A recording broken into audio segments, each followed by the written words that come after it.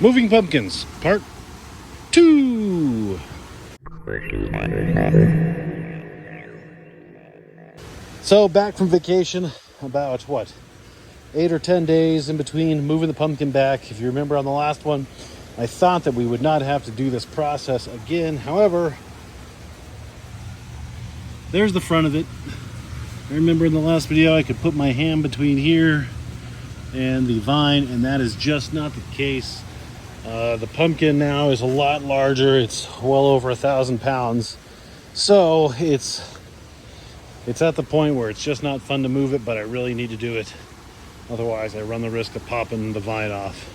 And I'm gonna have to do this one as well. But first, let's get this guy moved and try to do it ever so gently.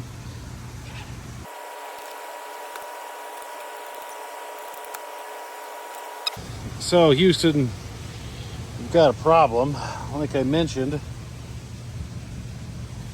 the pumpkin this go around is a lot heavier, and this here T-post is confirming that by bending. So I'm gonna shut off the camera and see what I can do to do this. Hopefully we come back to some stem slack. Got her done, and the hole got a little bit bigger. T-post is bent. I tried to just kind of rock it back and forth. That bent the T-post, but eventually it hit on the walking board, which just gave it enough room to, enough support to then kind of lock into place and pull the pumpkin back. But it's definitely heavy, so that's pretty darn good. I can't complain about that. And now, as you can see, we got lots of room here. I can once again put my hand between the pumpkin and the vine, and this is much less kinked. So that is that for this one. So now I need to regroup and go take care of that one. Now we are at Maui. I've got everything basically set up. I drove in that T-post as close to the wall as I could. When I went in, it was like touching the plastic. So, hopefully that'll do. I did the same method. I doubled the mill fabric back over on itself, put the eye bolt on, and I just got it just kind of taut a little bit. I'm gonna move this fan that I have on the pumpkin. Turn the fan off. So here's the situation. It's kind of like 45, not quite a 90, but we want to smooth that out. So, and this is getting a little tight right here, and this vine has that section of plant, and I don't want to lose it. So it's straightforward and simple. It's what we've done. I did cut a few leaves off right here just to facilitate this, and maybe we can do this one. I think it should be straightforward. Knock on wood, famous last words. Oh, there we go, it's scooted. Oh yeah. We'll do another pump.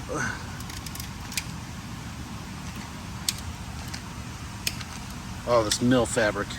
Guys, I'm telling you, this mill fabric's the way to go.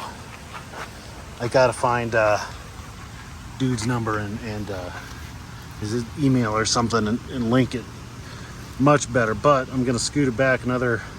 We got plenty of slack. I'm not worried about this pinching or falling off, so I'm gonna pump it back a little bit more,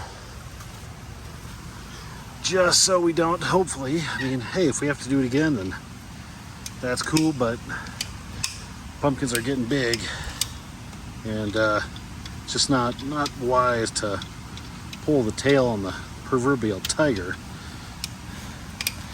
It's easier to do it when they're small.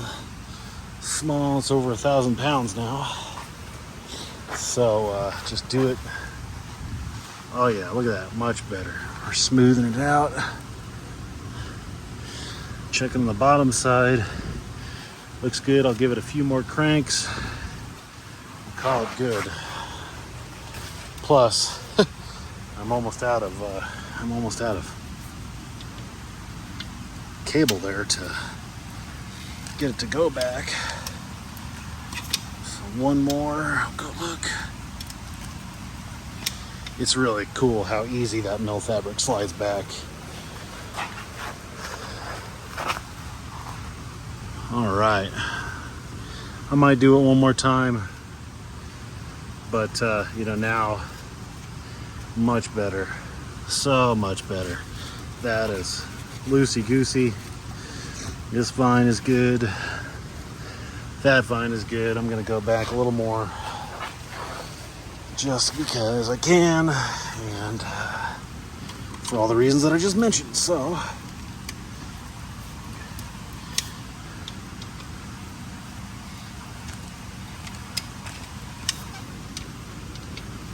one more. Oh, that's so much easier.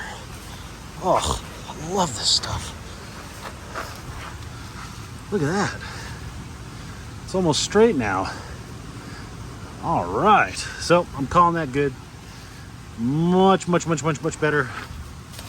And yeah, now I'm going to clean up all that mess and keep her going. So that's it. Moving the pumpkins back, part 2. And hopefully that's the only time I got to do it now. See ya.